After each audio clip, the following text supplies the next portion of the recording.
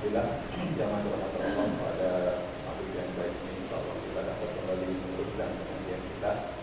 Baiklah, sama-sama kita mulai dengan membaca surah Al-Fatihah. Semoga Allah Ta'ala merahmati kita semua. Allah memberikan kepada kita ilmu yang bermanfaat. Allah sembuhkan yang sakit, Allah mudahkan setiap urusan yang sulit, Allah kabulkan segala hajat kita maupun akhirat. Allah doakan kita semua dari segala musibah dan barat. Ada yang mu'ala kullinya Bismillah wa ila hafidina Bina Mustafa Muhammad sallallahu alaihi wasallam wa ila sunni kita kitab wa masyarakat wa ukulina hamdu alaina wa nasallallahu alaihi wa sallam wa nafa'an bi'amdu billahi wa ghairi sirifat a'udhu billahi minasyaitanir rajim bismillahirrahmanirrahim alhamdulillahi rabbil alamin arrahmanir rahim maliki yaumiddin iyyaka na'budu wa iyyaka nasta'in ihdinas siratal mustaqim siratal ladzina an'amta 'alaihim ghairil maghdubi 'alaihim waladdallin Rabbana ij'alna nafi'an warzuqna fahman jayyid wa qina bis-salihin Allahumma ya mu'allima Adam 'allimna wa ya mufassira Sulaiman 'allimna subhanaka la 'ilma lana illa ma 'allamtana innaka antal 'alimul hakim Allahumma shalli 'ala sayyidina Muhammadin fil qulub wa dawaiha wa 'afatil abdan wa shifaiha wa hudul aqrar biyaiha wa qul arwah wa ilaiha wa 'ala alihi wa sahbihi wa sallim wa akhir da'wana alhamdulillahi rabbil alamin. Bismillahirrahmanirrahim. Qala al-musannif rahimahullahu ta'ala wa nafa'ana bihi wa 'ulumihi fid dharain amin. Babun ay hada babun babu qada'il fuqara. Bermula sebuah bab yang menerangkan tentang keutamaannya orang-orang fakir.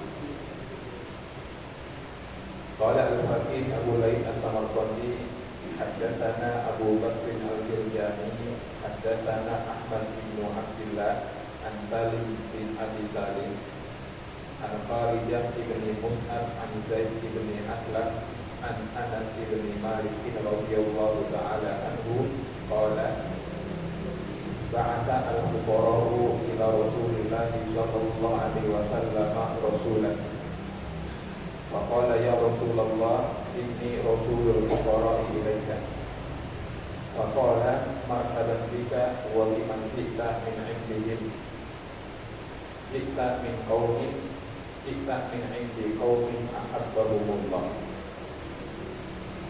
qala ya Rasulullah yaqulul fuqara' innal aghniya'a qad dhahabu bil khairi kulli hum yahujjun fala naqdiru 'alayhi wa yatasaddaqun wala naqdiru 'alayhi wa idza maradu 'atu bi fadli amwalihim dhurran wa qala Rasulullah sallallahu alaihi wasallam balligh anni al-fuqara'a anna man sabara minkum wa tasaba falahu thalathu hisalin laisa lil aghniya'i minha syai'un. Telah berkata Al-Imam Al-Faqih Abu Laith As-Samarqandi rahimahullahu ta'ala telah menyampaikan kepada kami suatu hadis, yaitu Imam Abu Bakar Al-Firjani dengan sanadnya dari sahabat Anas bin Malik radhiyallahu ta'ala bahwasanya suatu ketika orang-orang yang fakir di Madinah mengirimkan seorang utusan kepada Rasulullah Muhammad sallallahu alaihi wasallam. Kemudian si sang utusan ini berkata kepada Rasul, wahai Rasulullah, sesungguhnya aku ini adalah utusannya orang-orang yang fakir, ya, utusan orang-orang yang fakir kepada engkau. Ini seperti kita ketahui bahwasanya salah satu sifat Nabi Sallallahu Alaihi Wasallam itu adalah beliau tidak sungkan atau tidak malu begitu ya, tidak malu bergaul dengan orang-orang yang miskin dan mampu. Tidak malu bergaul dengan para budak. Jadi Nabi tidak memandang kelas-kelas itu. Siapapun yang ingin menemui Nabi itu dalam tanda kutip pintu rumah Nabi selalu terbuka. Mau kaya mau miskin. Ya. Gak ada kalau diajak orang kaya, diundang orang kaya datang. Kira yang undang orang miskin Nabi gak datang, itu nggak lucu.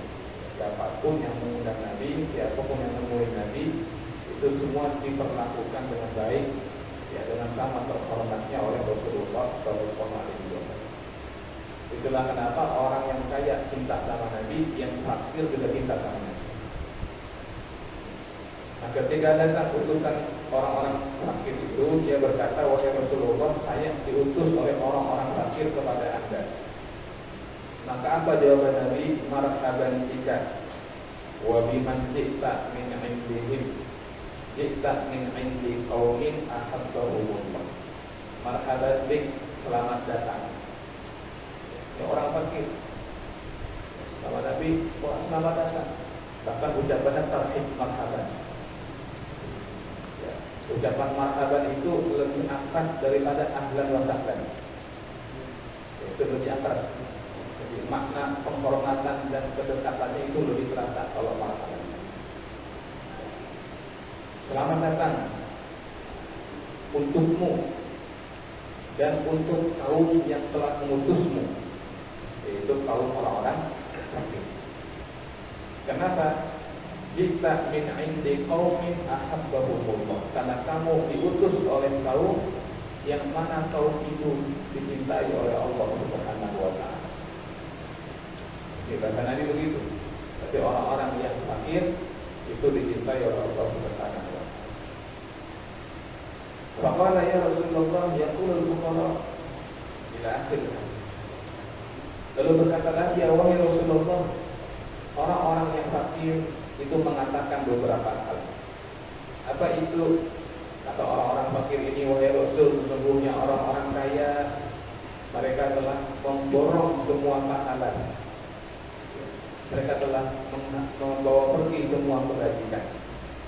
Mereka bisa pergi haji, kami nggak bisa pergi haji. Mereka bisa bersedekah, kami nggak bisa bersedekah. Itu orang-orang yang kaya. Kalau mereka sakit, ya, kalau orang kaya sakit, maka apa yang terjadi? Orang kaya itu kalau dia sakit, itu bifadli ahwalihim berkara. Mereka akan mengutus orang karena mereka punya bekal. Maksudnya, kalau ada orang kaya yang aturan berangkat haji, terus gagal haji gara-gara sakit, nggak bisa berangkat tahun ini, maka bekalnya bisa dikasih ke orang lain yang mau berangkat diongkosin. Kalau berjihad, bersiap-siap, tahu-tahu nggak bisa berangkat, dia bisa kasih orang lain. Dan dari segi pahala, maka diberikan yang semisal. Walaupun faktanya dia tahun itu tidak berjihad, tetapi karena ngongkosin orang berjihad, maka dia dapat pahala seperti orang yang berjihad. Itu orang kaya tuh. Orang miskin, haji nggak bisa, sedekah nggak sanggup, berjihad nggak mampu. Ini orang kaya yang memborong semua pahala itu. Maka Rasulullah Sallallahu Alaihi Wasallam, maka Nabi bersabda, "Baligh anni al-fuqara." Sampaikan pesan saya kepada orang-orang yang fakir itu. Apa kata Nabi? "Man sabara minkum wa kasaba falahu salatun bisolih, laisa lil aghniya'i minha syai'un." Barang siapa orang yang diuji dengan kemiskinan atau kefakiran, tapi dia bersabar. Nah, ini syaratnya. Jadi tidak dalam tanda kutip asal fakir jadi mulia, asal fakir lebih utama dari orang kaya. Nanti dulu ada kategori-kategorinya. Ya, orang fakir yang seperti apa? Kalau dia orang fakir lalu tidak sholat misalnya, bahkan menjadikan kefakiran sebagai alasan untuk tidak bertaat kepada Allah, nggak sholat, nggak puasa Ramadan. Kenapa? Saya sibuk nyari makan katanya. Jadi alasan itu. Ya tentu itu bukan kaum fakir yang Allah cintai. Adapun kaum yang fakir yang Allah cintai, yang bahkan mereka itu adalah kebanyakan yang penghuni surga, itu adalah orang-orang yang kata Nabi, "Man sabara minkum." Ini pertama, orang yang diuji dengan kefakiran dan dia bersabar. Sabar ini kata para ulama, as-sabru kasibri. Sabar itu seperti buah sibir. Ada buah namanya buah sibir di Arab itu. murrun fi madzaqatihi walakin awaqibuhu ahla min al-asal. Buah sibir itu rasanya pahit, ya, tapi manfaatnya itu manis, ya, manfaatnya lebih manis daripada madu. Maksudnya rasanya pahit tetapi manfaatnya luar biasa. Itu sama dulu. Nah, orang yang diuji dengan kesulitan ekonomi dan bersabar, yang pertama berarti dia tidak menjadikan kemiskinannya sebagai alasan untuk meninggalkan kewajiban. Sholat tetap dia jaga, puasa Ramadan tetap dia jaga. Yang kedua, orang yang sabar ketika diberikan ujian berupa kemiskinan adalah dia tidak menjadikan kemiskinannya sebagai alasan untuk melanggar. Jadi satu sisi yang wajib dia tetap kerjakan, di sisi yang sama yang haram yang dia asumsikan. Jadi dia nggak gampang menjadikan, oh kenapa mau mencuri? Oh, saya miskin, nggak gampang begitu tuh. Jadi dia nggak membuka pintu darurat semau-mau. Itu di antara ciri orang yang sabar ya dengan kemiskinan. Yang ketiga, ifah. Nah, ifah itu arti menjaga kehormatan diri. Dia menghindari sifat meminta-minta atau mengemis. Jual jasa nggak apa-apa, ya kan? Jual jasa nggak apa-apa. Kenapa? Murut 1 jam minta 100.000. Ada ikhtiar, bukan cuma-cuma dia minta-minta. Nah, jadi orang yang sabar dengan kemiskinan itu diantaranya adalah yang ifah, yang menjaga kehormatan diri, atau kalau bahasa Al-Quran disebut al-mahrum, orang yang mengharamkan dirinya untuk meminta-minta, walaupun secara normatif barangkali sudah pantas.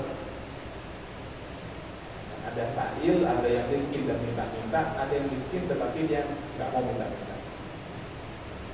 Baik. Nah, kemudian apa lagi? Orang yang sabar dengan kemiskinan adalah orang yang sabar untuk keluar dari kemiskinan. Artinya dia terus cari, dia cari cara untuk tertib, ya, agar dia selamat dari urusan yang sulit ini. Itu sabar. Jadi sabar itu bukan sikap pasrah lalu tidak berbuat apa-apa, menyalahkan keadaan, dengki sama orang. Nah, itu bukan sabar namanya.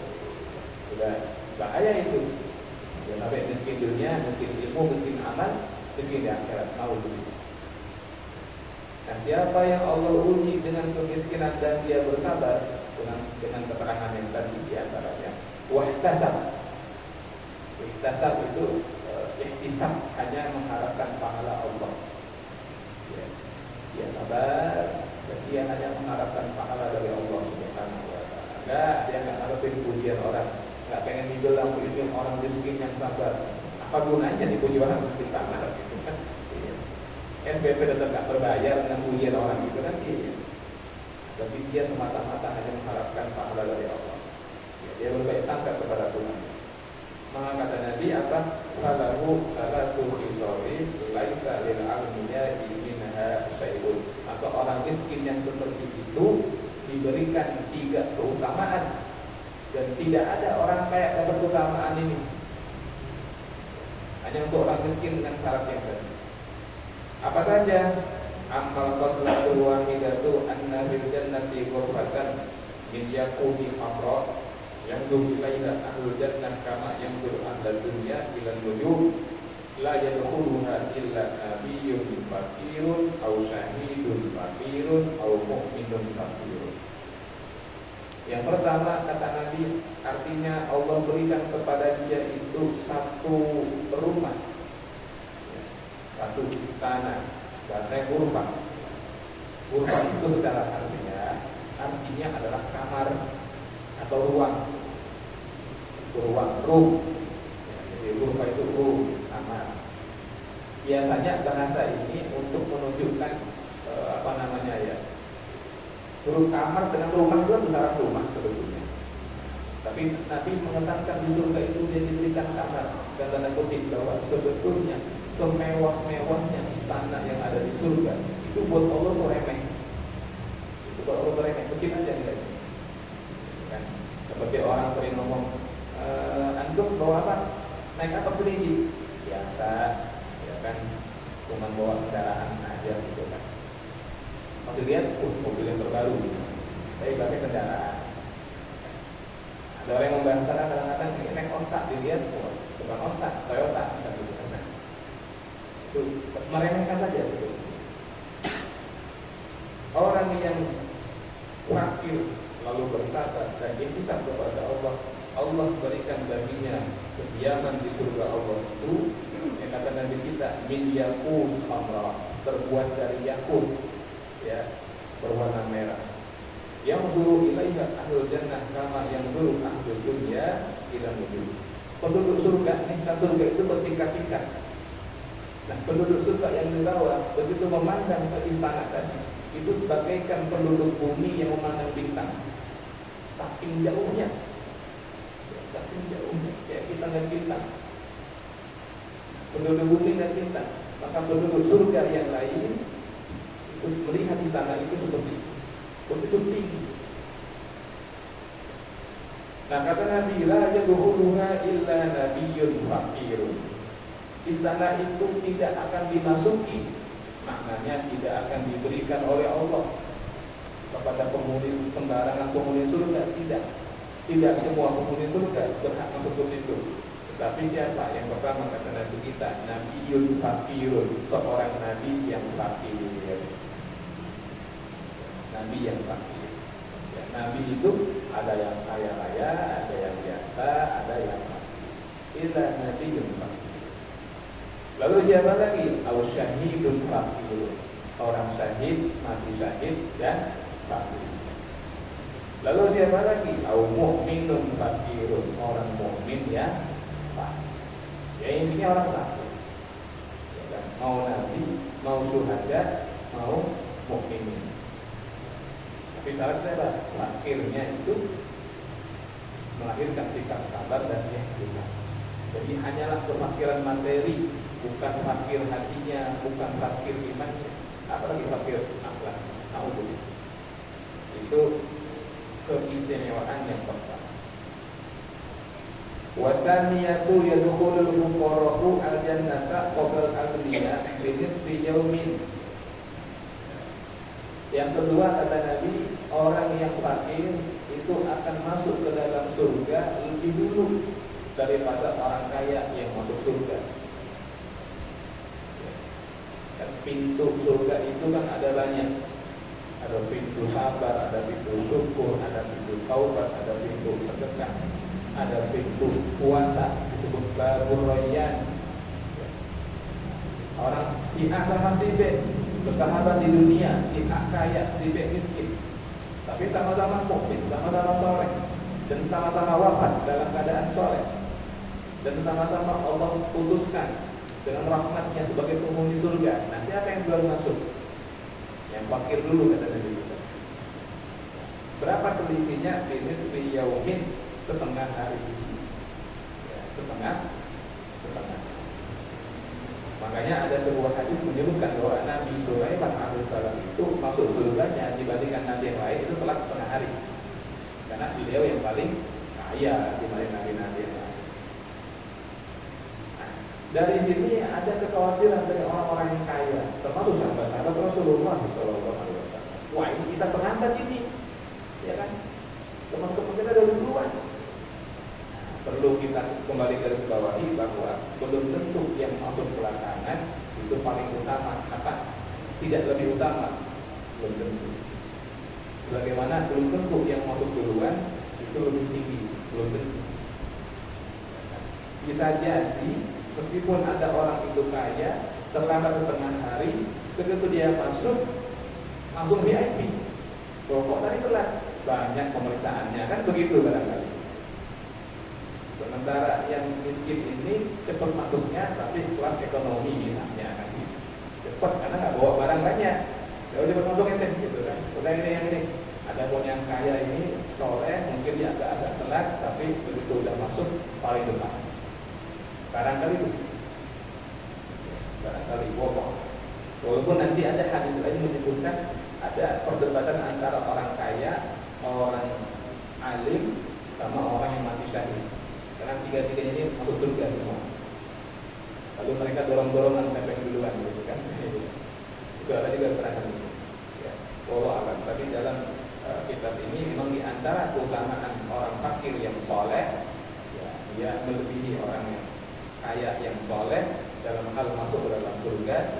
lebih dulu setengah hari. Nah, kemudian orang sholatul satu idza qala al-faqiru subhanallah walhamdulillah wa la ilaha illallah wallahu akbar mukhrisan wa yaqulu al-ghaniyyu mithla dzalika mukhrisan lam yarqab al-ghaniyyu al-faqira wa in anfaqa al-ghaniyyu ma'a asrata ala sabil hamid wa kadzalika malul birri kulliha. Kata Nabi yang ketiga, artinya apabila ada orang yang fakir lalu mengucapkan kalimat thayyibat, ya, zikir, ini spesifik disebutkan subhanallah walhamdulillah wa la ilaha illallah wallahu akbar.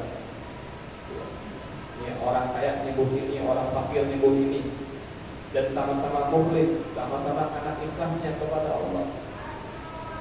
Yang kaya ikhlas nyebut itu, yang fakir juga ikhlas nyebut itu. Ini kan kalimat ini luar biasa. Subhanallah berarti mensucikan Allah dari segala hal yang tidak patut darinya. Alhamdulillah, perlambat orang memuji Allah atas segala pengaturannya. Wa la ilaha illallah, simbol ketundukan kita baik dalam konteks tarbiyah ataupun dalam konteks ubudiyah, penyembahan. Allahu akbar, mengagungkan Allah, mengakui betapa kecilnya diri kita. Nah, katakanlah si fakir sama si kaya ini sama-sama memahami kalimat itu dan sama-sama meresapinya dalam hati, mengucapkan itu betul-betul mensucikan Allah, betul-betul bersyukur kepada Allah, betul-betul mengagungkan Allah, betul-betul tunduk patuh kepada Allah. Tapi kata Nabi kita, ucapan orang yang kaya tadi, walaupun diikuti dengan dia sedekah 1000 dirham, ya, bahkan harta yang sangat banyak, tetap tidak bisa mengungguli keutamaan yang memberikan kepada si fakir tadi, yang mengucapkan kalimat yang serupa dengan daun yang serupa, dengan rasa yang serupa. Bahasa kasarnya, ada orang yang diuji kemiskinan, seharian belum makan, lalu mengucap alhamdulillah. Di sebelahnya ada orang kaya yang udah makan 3 kali sehari, mengucap alhamdulillah. Sama-sama tulus, sama-sama tulus. Sama-sama tulus. Yang kaya dia habis makan, tulus banget, ikhlas banget, bersyukur banget.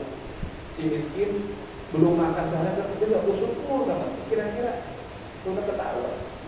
Yang satu meskipun menerima pembagian atau kehendak Allah yang baik untuk dirinya, tapi dia bersyukur dengan tulus. Tentu lebih tinggi daripada orang yang bersyukur dengan tulus karena mendapatkan hal yang manis di dunia. Itu. Hari ini jangan nanti menjadi apatis terhadap dunia, malas kerja jadi fakir, bukan. Ya kan? Jadi agama kita ini agama yang memberikan jalan keselamatan, ya, petunjuk pada kebaikan, ya, bagi orang yang fakir maupun bagi orang yang kaya. Pada prakteknya secara materi, dan tanda kutip ya, kepemilikan harta Nabi kita tergolong kaya raya, tapi cara hidupnya cenderung sangat bersahaja, kan gitu. Jadi Nabi itu contoh bagi semua orang. Bagi orang yang kaya Nabi adalah contoh, bagi orang yang miskin Nabi juga contoh. Kalau nanti ada orang miskin mengatakan kepada Rasul, ya Rasulullah, saya dari pagi belum makan, Nabi bisa jawab, sama, saya juga belum. Bisa begitu. Ya, bisa begitu Nabi. Walaupun katanya gitu kan. Jadi Nabi begitu tuh. Ya, bagi orang kaya adalah contoh, bagi orang yang fakir dia juga adalah teladan. Baik, nah, ini adalah hadis yang pertama ya, yang disampaikan oleh Imam Al-Baqi Abu Hurairah Al-Qadi terkait kita bab tentang keutamaan orang-orang yang fakir, yang sabar, yang bisa mengharap pahala dari Allah Subhanahu wa taala. Sampai di dulu, barangkali ada yang mau ditanyakan atau ditambahkan terkait materi kita, atau ada tema lain, saya persilakan.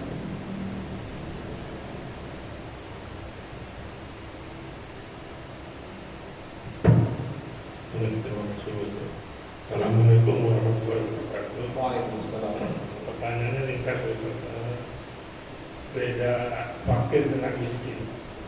Kalau memang itu ada perbedaan, berarti ini membahas yang fakir aja gitu.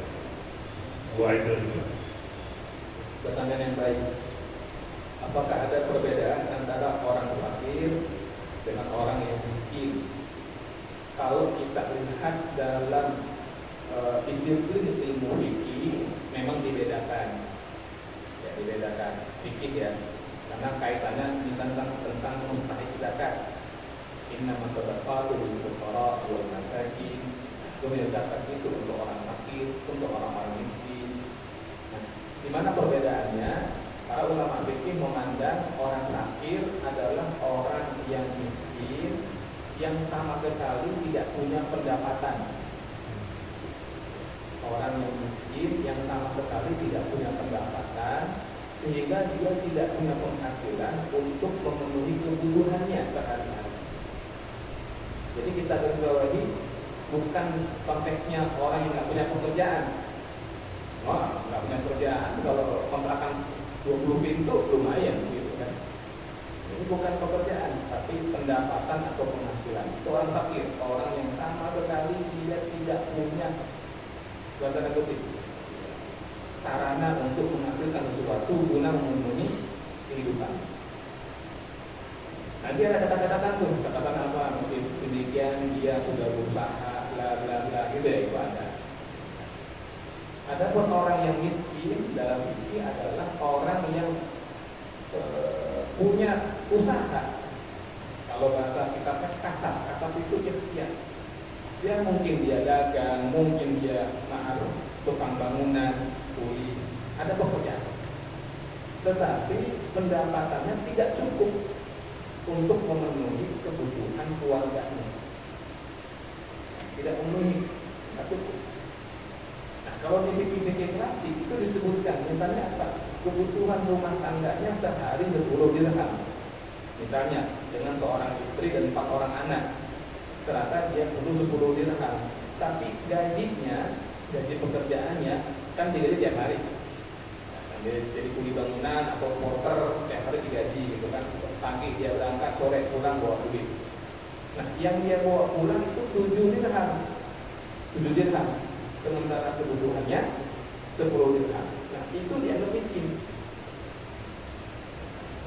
Nah, definisi yang kedua ini kemudian ketika kita hidup di zaman modern, di mana kalau kita bicara kebutuhan itu menjadi sangat berkembang, dari makanan pokok menjadi yang sifatnya karena ada istilah kebutuhan sekunder, ada yang primer, ada yang tersier, ada yang luxury. Kebutuhannya apa? Istilah mobil yang ini sekian juta, yang mobil ini yaitu lain lagi namanya. Gaji 60 juta pun jadi nggak cukup. Tapi ya aku miskin, apa nggak malu gitu kan? Jadi fokuskan kalau sekarang ini ya, di zaman kita istilah fakir miskin pada akhirnya itu dikembalikan kepada uruf, kepada standar yang berlaku. Begitu gitu. Ya, begitu gitu. Satu sisi dia saklek, tapi kadang-kadang dia juga perhatikan standar dan urufnya. Menurut pandangan kita ini dari mana? Sama kayak perkara nafkah pun begitu. Perkara nafkah, perkara mahar itu disesuaikan dengan uruf. Kalau yang terjadi di sebuah wilayah tidak bisa jadi patokan untuk semua wilayah. Sama kayak kemiskinan. Yang alhamdulillahnya orang miskin di Indonesia ini sudah menurun. Karena standarnya standar miskinnya ya kan, kalau seharinya 50.000 itu kaya lah, nanti lama-lama kalau orang seharinya makan atau uang 20.000 jadi kaya, repot urusannya. Bukan menurun standarnya. Saya kira itu. Yang kedua tadi, apakah bab ini hanya merujuk kepada orang fakir saja dalam konteks fikih? Tidak, yang kita baca ini adalah kitab tasawuf. Kitab tasawuf, di mana tasawuf itu memahami kefakiran, kekayaan itu nggak cuma dari sisi materi. Ya.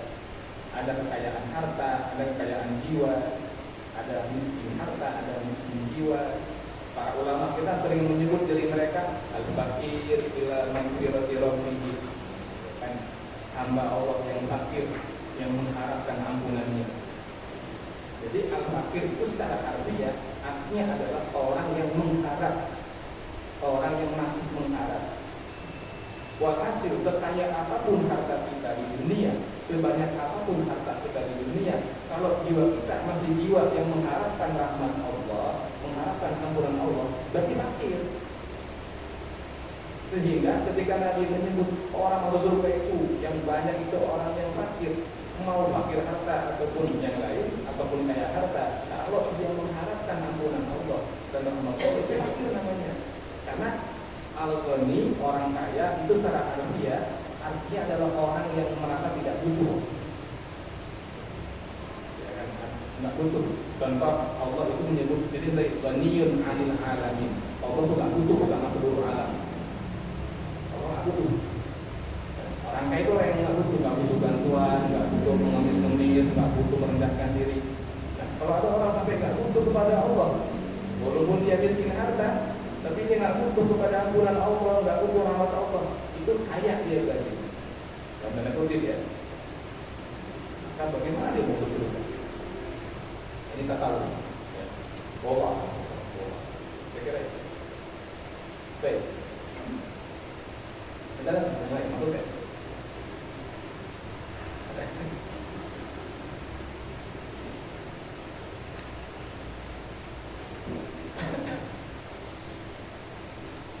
Assalamualaikum warahmatullahi wabarakatuh. Waalaikumsalam. Ini begini Ustaz, kita kan di Indonesia ini suka ada BLT, ada bansos dan lain-lain, dan itu menentukan orang miskin itu orang fakir. Di kadang-kadang itu ditentukan oleh ketua RT atau ketua RW, dan sudah tahu orang itu memang miskin, tapi tidak diberikan, tidak dibagikan, karena Pak RT atau Pak RW ini lebih mengutamakan kerabatnya atau familinya lah ya. Sementara yang miskin tadi benar-benar miskin tapi tidak dikasih. Nah ini dalam hal seperti ini siapa yang salah dan bagaimana terhadap orang yang menerima dia mampu tapi karena dikasih oleh Pak RT atau Pak RW-nya dia mampu tapi tetap dia terima. Apakah dia ini apa namanya termasuk berdosa bukan ya Pak Ustaz? Satu lagi barangkali yang bagaimana itu dengan orang yang sakit permanen? Saya lihat ada orang yang sakit permanen, itu sakitnya itu kakinya itu maaf ya luka sepanjang masa. Dan kayaknya untuk sholat nggak bisa ya, nggak memenuhi syarat ya, tidak boleh kena air dan lain-lain. Itu bagaimana itu? Kalau dia nggak sholat selama itu berdosa nggak Ustaz? Karena dia memang bukan nggak mau sholat, tapi kena sakit gitu. Itu barangkali juga Pak Ustaz. Makasih. Assalamualaikum warahmatullahi wabarakatuh. Waalaikumsalam warahmatullahi wabarakatuh. Yang lain, yang pertama tentang bantuan ya, bansos, BLT, dan sebagainya. Siapa yang menentukan si penerima itu pada prakteknya, kemudian itu diserahkan kepada kebijakan RT dan RW-nya, gitu kan?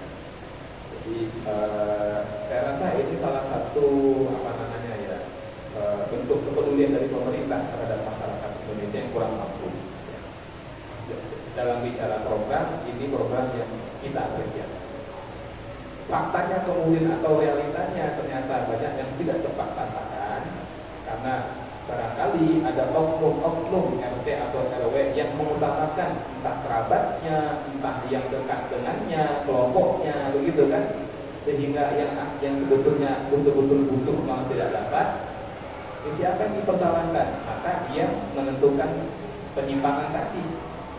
Kalau itu karena kerjaan RT-nya, benar kata RT-nya, kalau dia mah suka protes mulu, sudah bodohnya, gitu kan. Nah yang ini nih yang perempuan gitu kan, misalnya. Kalau itu pertimbangannya, ini orang zalim, ya ini orang zalim, berkhianat ya kepada amanah, maka dia nanti yang akan dituntut pertama oleh Allah. Lalu bagaimana orang yang sebetulnya tidak berhak menerima BLT, tetapi dia malah menerima BLT, gitu kan? Apakah dia berdosa? Dosa, karena itu bukan hati. Itu bukan hati. Kalau dia punya nurani, ya, tapi ya kadang-kadang begitu orang nggak punya rasa malu. Iya. Kalau ada yang kayak gitu, saya tahu saya aja Pak, biasanya marahin orangnya Pak, beneran. Dia nggak tahu malu terima gituan, yang nggak mampu. Bener maksudnya, sebut aja namanya siapa, kita datangin. Saya pengen tahu mungkin apa dia pertama terima itu. Kalau yang nggak berhak nggak usah lah. Ya. Berapa sih? Berapa? 10 juta, 50 juta dapatnya. Berasa berapa? 2 karung. Ya yang murah. Cuma dapat paling berapa sih dapatnya? Tapi sampai hak orang diambil lah. Jangan miskin banget lah mental kita. Kalau yang kayak gitu, itu dosa aku udah terima tuh, nggak boleh. Ya, itu bukan haknya. Hati-hati, jangan karena Allah itu cenderung mengabulkan persangkaan kita. Orang merasa miskin, bisa Allah miskin yang betul nanti hati-hati itu. Hati-hati, jangan merasa miskin. Ya. Itu yang pertama. Soalan yang pertama tadi. Soalan yang kedua tentang orang yang sakit sepanjang masa lalu tidak bisa mengerjakan kewajiban tertentu. Dicontohkan adalah sholat, karena kakinya sakit, tidak boleh kena air dan sebagainya. Apakah dia berdosa kalau dia nggak mengerjakan sholat? Kalau dia tidak mengerjakan sholat karena itu wajib, maka berdosa. Sebab kalau memang dia nggak boleh kena air, dia bertayamum. Boleh bertayamum. Kalau dia nggak bisa berdiri, dia bisa duduk sholatnya. Kalau nggak bisa duduk, dia boleh berbaring atau terlentang. Jadi selama masih ada yang bisa dia kerjakan sebagai simbolik daripada mengerjakan sholat, walaupun dengan kedipan matanya, kata para ulama fikih, dan masih bukanlah masih waras akalnya, masih sadar, masih nyambung, belum gila, gitu kan? Maka itu masih wajib sholat, walaupun tidak bisa sesempurna kita. Kita butuh sholat Jumat, nggak bisa dia makan di rumah kan? Ya dia sholat zuhur hari Jumat itu, gitu kan? Lain halnya kalau puasa, misalnya ada orang yang kan begini, orang yang diantaranya boleh tidak puasa itu dan berarti dia adalah orang tua yang udah nggak sanggup puasa, atau orang yang belum tua, umurnya 30 tahun, cuma menderita penyakit mah yang sangat kronis, sampai keluar fatwa dari dokter misalnya. Jadi fatwa dokter itu bisa ditimbang dalam agama, artinya bisa dipegang. Dokter mengatakan ini bapak nggak boleh kosong perutnya, pokoknya setiap setengah jam harus diisi, walaupun mungkin di satu betul-betul lewat dikit, misalnya nanti bla ada pada tingkat yang menghilangkan nyawa, menghilangkan anggota badan, atau menghilangkan fungsi anggota badan. Jadi mungkin masih ada lambungnya, tapi fungsinya jadi tinggal tengah misalnya. Nah, ini bahaya. Ya sudah, selamanya ada yang nggak bisa puasa tuh, susah udah. Kayak dia bisa. Tapi kalau sholat nggak bisa lah. Selama dia masih waras, masih sadar, tetap harus sholat. Cuma nanti ditayamumkan atau tayamum saja, tidak usah berwudu dan lain. Saya kira itu. Semoga Allah merahmati kita semua. Amin ya rabbal alamin. Semoga Allah anugerahkan kepada kita kekayaan hati, kekayaan jiwa, kekayaan iman, kekayaan ilmu, kekayaan akhlak, dan syukur-syukur kekayaan materi yang berkah. Amin ya rabbal alamin. Kafaratul majlis. Subhanaka Allahumma wa bihamdika asyhadu an la ilaha illa anta astaghfiruka wa atubu ilaik. Allahumma shalli ala